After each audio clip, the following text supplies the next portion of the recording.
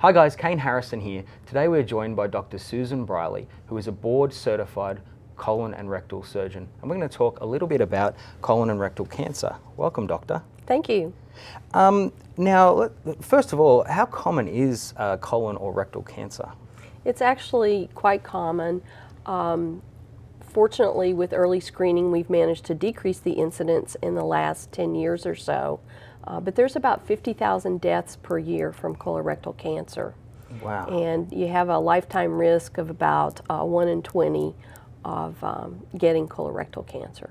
Now, for the people at home, what are the differences between the two cancers? The colon and rectum is one long continuous tube, but the rectum is the very last part of the colon. The rectum is sort of surrounded in the pelvis by the bony structures of the pelvis and the bladder in men, the prostate in men, and in women, the uterus and the bladder. So rectal cancer behaves a little bit differently and a little bit more aggressively than colon cancer. And how can colon and rectal cancer be prevented? We're not sure exactly what causes colon and rectal cancer. We feel that there is some role of the diet, and that's really a role of lifetime diet. In other words, when you're age 60, you can't just pick up and say, I'm going to eat a healthy diet to prevent colon cancer. This is something that needs to start with children. We believe that our high red meat, high fat, low fiber, low green vegetable diet in the United States does contribute to the development of colon and rectal cancer. Mm-hmm. There are some other factors too. Smoking may play a role, and genetics plays a role too. There are some cancers, about 6% of them, that run in families of colon cancer, and the rest of them are what we call sporadic. So any cancer is at its heart genetic, so there's some sort of a genetic mutation, but whether that happened as a result of environmental factors or it's something you inherited from your family, we have to do special testing to know that. And I know, I mean, we talked off camera a little bit that it's perhaps a relatively embarrassing subject for some people to talk about, and I imagine even between loved ones. So how do we get to a point of diagnosis? I mean, where has that conversation come up, and then how do we know when to come and see someone like yourself? Well, fortunately, things have changed in the last few years. With the Affordable Care Act, colorectal cancer screening beginning at age 50 is now required of insurance companies that they pay for it. Wow. Without a copay and without a deductible if it's truly a screening test. So having it paid for makes it easier to talk about. But just having it on YouTube and in the newspaper and just talking about all it, the media, talking about it, the more you talk about it, the easier it gets to talk about. Now, I know that you'd mentioned that the free screening starts at about age 50. Now, is that when people should be starting to think about that? Is this a disease that perhaps comes on later in life? It is most common in the 60s and 70s, but we do screening beginning at age 50 to try to prevent colon cancer. Colonoscopy is an even better test than mammography because it actually prevents the cancer. It doesn't just pick it up after it has already gotten started. So the mechanism of colorectal cancer is that there's a polyp that forms, and if left unattended, the polyp can grow and then it transforms into a cancer. So by doing early colonoscopy, we look in the colon, remove the polyps, so that they don't get a chance to develop into cancer. So all persons over age 50 who are of average risk should have a screening colonoscopy. Now there are some groups of people who are at increased risk, people with a strong family history of colorectal cancer, patients who've had chronic ulcerative colitis or Crohn's disease, patients who've had radiation, and some of those patients should start their screening earlier and have more frequent screening than the average risk person. And that's something to discuss with your doctor. Now, I know we mentioned that there's kind of a pocket perhaps in around the 50-year-old, and some people who are predisposed to the cancer itself. But what sort of symptoms can we see at home perhaps that might be warning flags to perhaps speak to someone like yourself?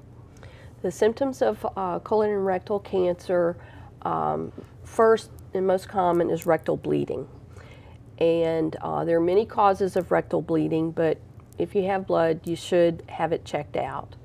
This can be just some blood with wiping, it can be dripping into the bowl, or it may be mixing with the stool. Sure. And that's part of the history that we take to try and figure out if rectal bleeding is related to something benign like hemorrhoids or something more serious like colorectal cancer. A change in bowel habits is another key symptom. This may be a change from your usual kind of constipation to normal or diarrhea, or a patient who's had loose stools all their life and now they've become somewhat constipated. So any change from your baseline can be a red flag. Unexpected weight loss. We all want to lose weight, but when people start losing weight and they're not trying, that's something for which they should seek medical help. Now, I know that the word cancer for everyone is obviously very intimidating, can be quite scary as well, but also the treatment process, I think it's a little unnerving, but what are the treatments for colon and rectal cancer? It can be unnerving because it is a very serious condition and requires aggressive treatment. But remember that it is curable in many cases. So we'll start with the diagnosis with the colonoscopy. And if the colonoscopy does pick up a cancer, then we do a biopsy and we confirm that it is a cancer. Then we move to the staging phase where we try to see if this cancer has spread anywhere or if it's very localized. And we usually do CT scanning, computerized tomography, to help stage the cancer. The patient may need some blood work and a chest x-ray and a consultation with a surgeon. The mainstay of treatment is surgery. That portion of the colon needs to be removed. And one thing that everybody's scared about when we're talking about colorectal cancer is a colostomy. Sure. Very few patients need that, but occasionally with rectal cancer it is required. But the vast majority of patients are able to just have removal of that portion of the colon, we call it a resection, with reconnection of the two ends. And the bowel movements are essentially normal after that, depending on how much colon we have to remove. We can use other tools to assist us with surgery, such as laparoscopic instruments, robotic instruments, but the main operation is the same, removal of that section, along with the lymph nodes that are attached to that section of the colon. We send that all to pathology, and then that gives us the final stage of the cancer. Once we have the final stage of the cancer, then your doctor talks to you about what further treatment. There's 4 stages of colon cancer, 1, 2, 3, 4. 1 being the earliest. Stage 2 means it's in the wall. Stage 3 means it's in the lymph nodes, and stage 4 means it's widespread. So most colon cancers that are stage 3 or 4 will require some chemotherapy. Stage 1 and 2, not usually. Those are usually cured by cancer. Now, I think that shows the importance of catching it early, and so those screens at 50 are absolutely paramount in importance. Yes, and we feel that that has had an impact on the survival rates of colon cancer. Now, rectal cancer treatment is a little different.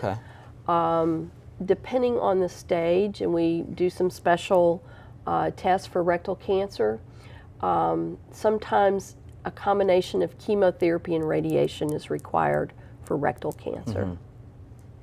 And then that's followed by surgery. Okay. Well, thank you so much, Dr. Susan Briley, for all your time today and some insight into colon and rectal cancer. Something we should all talk about at home, that's for sure. And of course, if you need any more information on any of these subjects, we'll put Dr. Susan Briley's information at the bottom of the screen. Thank you again, and Thank we'll you. see you next time.